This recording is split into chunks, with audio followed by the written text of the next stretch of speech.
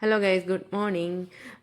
ഞാനിന്ന് രാവിലെ നേരെ ഉറക്കം കണ്ടിട്ട് ഉടനെ പോയത് മുന്തിരിയുടെ അടുത്തേക്കാണ്. അപ്പോൾ കുറച്ച് ദിവസങ്ങൾക്ക് മുമ്പ് ഞങ്ങളിത് പ്രൂൺ ചെയ്ത് നിർത്തിയിട്ടുണ്ടായിരുന്നു. ഏകദേശം ഒരു 10-15 ദിവസങ്ങൾക്ക് ശേഷമാണ് അതായത് ഇങ്ങനെ പ്രൂണിങ് ഒക്കെ കഴിഞ്ഞിട്ട് നല്ല പുതിയ ഇലകളൊക്കെ വന്നിട്ടുണ്ട്. ഒപ്പം പൂക്കളും ഉണ്ട്, ഒത്തിരി അധികം പൂക്കൾ ഉണ്ടായിട്ടുണ്ട്. അപ്പോൾ ഇനി പൂക്കൾ ഉണ്ടാകാത്ത ശിഖരങ്ങളിലേക്ക് ഞാൻ ചെയ്യുന്നതെന്ന് പറഞ്ഞാൽ ആ ബ്രാഞ്ചസിലുള്ള തെളിരിലകൾ നുള്ളിക്കളയും, കട്ട് ചെയ്ത് കളയുമ്പോഴേക്കും പുതിയ അതിനകത്തുനിന്ന് ബ്രാഞ്ചസ് വന്നിട്ട് അതിലും പൂക്കളുണ്ടാവും. അങ്ങനെയാണ് ഞാൻ സാധാരണ മുന്തിരിയിൽ ചെയ്യാറ്. അപ്പോൾ ശരിക്ക് കായകളുണ്ടാകും. അതോടൊപ്പം ഇതിനകത്ത് ചേർക്കുന്ന വളമെന്ന് പറഞ്ഞാൽ ജൈവവളങ്ങൾ മാത്രമാണ് ഞാൻ ഇതിനകത്ത് യൂസ് ചെയ്തിട്ടുള്ളത്. അത് തന്നെയാണ് ഇത്രയും വർഷമായിട്ട് ഉപയോഗിക്കുന്നത്. അപ്പം മുന്തിരിയുടെ വള്ളി ഇതാ ഇത്രയൊക്കെ കനത്തിലാകുമ്പോൾ ഇതിപ്പോൾ 2 മുട ഞാൻ നട്ടിരിക്കുന്ന ഒരുമിച്ച്.